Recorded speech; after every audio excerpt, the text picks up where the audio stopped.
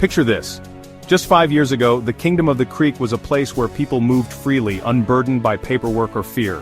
One passport opened every door, one set of laws governed every town, and the roads stretched open and inviting from north to south, east to west. It was a land where neighbors greeted each other as friends, and the idea of borders was little more than a line on a map. The kingdom thrived on unity, and the creek that gave it its name flowed through the heart of a people who believed they were stronger together. Now, crossing town feels like crossing continents. You need 3 different visas, a fixer who knows the right bribes, and nerves of steel just to make it through a checkpoint. The simple act of visiting family or going to work has become a test of patience and luck, with every journey shadowed by suspicion and fear.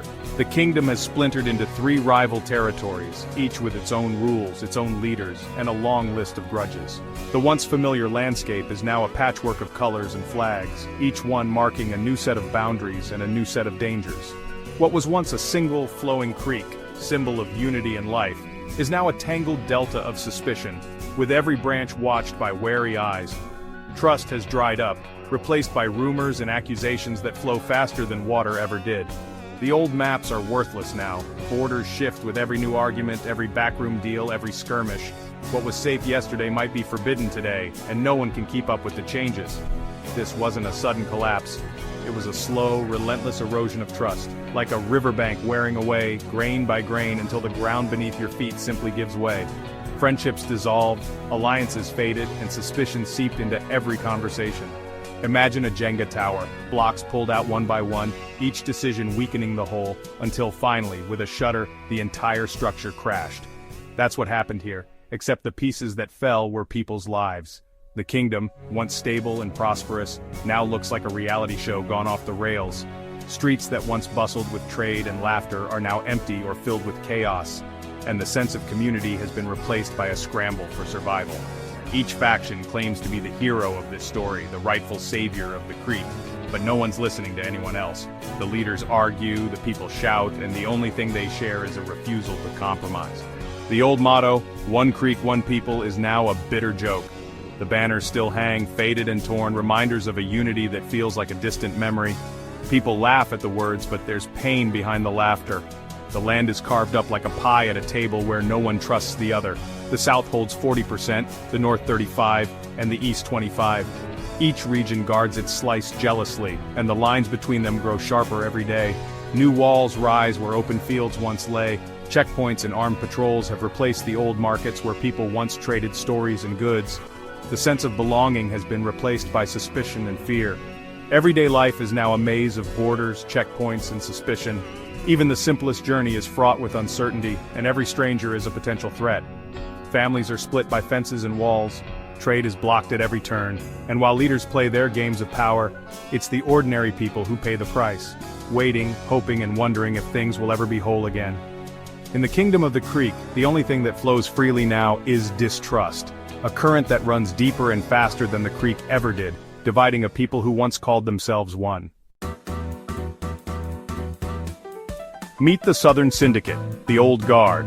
They control the historic capital, the main port, and the kingdom's breadbasket. Lord Valerius, their leader, clings to tradition and resists change at every turn. Their power comes from fertile land and a strong navy, but their infrastructure is crumbling. The South's wealth and history make them formidable but also inflexible. Young Southerners are restless, tired of nostalgia and shrinking opportunities. Valerius's refusal to adapt is creating cracks in his own ranks. The South's attitude, "We're the rightful rulers, everyone else should fall in line," but that arrogance wins them few friends. Their throne of tradition is starting to wobble, and they're too proud to notice. They have the resources but not the vision. In a changing world, that's a dangerous weakness. Now the North, home of the rebels and innovators. This is a region where ambition pulses through every street, and the spirit of invention is woven into daily life. Here, the skyline is always changing, and the people are never content to stand still. The Northern Alliance turned their rocky land into a tech powerhouse. What was once a harsh, unforgiving landscape is now a hub of innovation. With factories and labs humming day and night, their cities are alive with the energy of progress. Led by Alara, a visionary engineer, they value progress over tradition. Ilara's leadership inspires a generation to dream bigger, to challenge the old ways, and to believe that anything is possible if you're willing to build it. Their strength is industry and advanced weaponry. They're always a step ahead. Cutting-edge robotics, powerful machines, and relentless research keep them at the forefront of technology and defense. The North's alliances are with forward-thinking states eager for their tech. Their influence stretches far beyond their borders, as nations compete for a share of their inventions and expertise. But their rapid growth comes at a cost: environmental damage and social divides. The air is thick with ambition, but also with smoke, and not everyone benefits equally from the North's success. Ilara's focus on the future sometimes leaves her people's present needs unmet. While she dreams of tomorrow, some struggle with the realities of today, feeling left behind in the rush to modernize. The gap between tech elites and workers is growing. In gleaming offices, engineers and executives plan the next breakthrough, while factory workers and miners labor in the shadows, hoping for a share of the prosperity. Their ambition can border on arrogance, making them dismissive of rivals. They see themselves as the future, sometimes forgetting the value of humility and collaboration. The North is all about change, even if it means burning bridges. Old neighborhoods are razed for new projects, and relationships are sacrificed for the sake of progress. They're not preserving a legacy, they're building a new one from scratch. Every blueprint is a promise, every crane a symbol of their relentless drive to redefine what's possible. It's a high-stakes gamble: innovate or implode. Every decision carries risk, and the pressure to stay ahead is constant, pushing leaders and workers alike to their limits. The future is theirs, if they can hold it together. In the North, hope and tension walk hand in hand, and only time will tell if their bold vision can truly shape the world to come. Then there's the East, the wild cards. The Eastern Enclave controls forests and marshes, not much else. They lack resources but make up for it with resilience and guerrilla tactics. Led by the enigmatic Kale, they survive through cunning and adaptability. Their forests are natural fortresses, outsiders rarely get far. They control smuggling routes and have spies everywhere. But they're always short on food, medicine, and modern gear. Their power is reactive, not offensive. They strike and vanish. Kale's leadership holds them together, but it's a fragile unity. The East plays all sides, trusting no one, always looking out for themselves. They don't want to rule, just to survive. In this three-way standoff, they're the unpredictable swing vote. How did it all fall apart? It started with a power vacuum. The old king died without naming an heir, leaving chaos in his wake. Lord Valerius claimed the throne by tradition. Ilara's father argued for reform. The debate split the kingdom, tradition versus progress.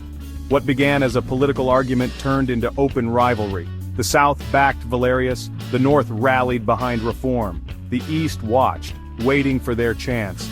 A failed negotiation sealed the kingdom's fate. Talks collapsed, accusations flew, and the factions declared independence. The center couldn't hold. The kingdom was officially broken. After the split, things got ugly, fast.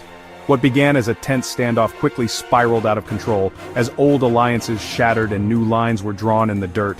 Overnight, neighbors who once shared bread and laughter now eyed each other with suspicion, their trust eroded by rumors and fear. Raids replaced politics, borders became battlegrounds. The air was thick with uncertainty, and every checkpoint felt like a powder keg ready to explode. At first it was small, patrols crossing lines, ships blockading ports, each side testing the other's resolve. These were warning shots, not yet open war, but the message was clear. The old rules no longer applied. Everyone pretended it was a misunderstanding, but the tension kept rising. Diplomats met at border posts, exchanging forced smiles and empty promises, while villagers watched from a distance, hoping for peace but bracing for the worst. Soon, accidents turned into full-blown military strikes. Explosions lit up the night sky, and the sound of gunfire echoed across the valleys, shattering any illusion of safety. The North used tech to disrupt southern supply lines, deploying drones and jammers to cut off food and fuel. Supply trucks became targets, and every journey was a gamble with fate. The South retaliated with sweeping raids on northern outposts, striking quickly and vanishing before reinforcements could arrive. Each attack left scars, on the land and on the people. The goal wasn't conquest, but to weaken the enemy's resolve. Exhaustion set in, as soldiers and civilians alike wondered how much longer they could endure. Meanwhile, The East perfected the art of raiding both sides, fueling their own survival. They thrived in the chaos, slipping through cracks in the front lines, taking what they needed, and leaving only confusion behind. Paranoia spread, farmers armed themselves, villages became fortresses. Every stranger was a potential threat, and every night brought new fears. Old friends eyed each other across new borders, families were split, friendships tested, and memories of better times faded with each passing day. The cycle of violence fed itself, burying the reasons for the conflict under fresh resentment. Each new loss made peace seem more distant, and the wounds of war grew deeper. Trust vanished, replaced by suspicion and fear. People locked their doors, whispered in hushed tones, and wondered who might betray them next. The kingdom's wounds grew deeper with every raid. Each act of violence left scars that would take generations to heal. No one remembered how it started, only that it never seemed to end. The land was scarred, the people weary, and hope felt like a distant memory. With violence everywhere, each faction blames the others. Propaganda is the new weapon. Every side claims to be the victim. The South's story: they're the rightful rulers, fighting traitors and rebels. Valerius paints the North as soulless industrialists, the East as lawless. The North's narrative: they're liberators, breaking free from a corrupt monarchy.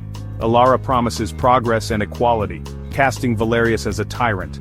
The East's story is simple. Both sides are greedy empires out to destroy them. They trust no one, fighting for survival on their own terms. Truth is lost in a storm of accusations. Each story hardens the lines, making peace even harder to imagine.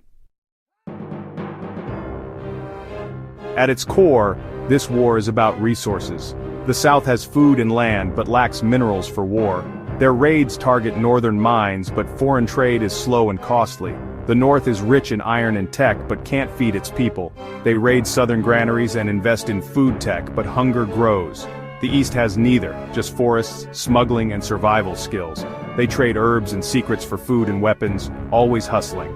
Scarcity drives their unpredictable alliances. No one can afford loyalty, everyone is desperate. The old balance is gone, replaced by a scramble for survival. Each faction's weakness is the other's strength. The fight for resources keeps the conflict alive. Instability is the only constant. The Kingdom of the Creek is now a cautionary tale. Unity shattered, replaced by suspicion and endless struggle. Each side believes it's fighting for the kingdom's soul, future, or freedom. But in fighting each other, they're destroying what they claim to protect.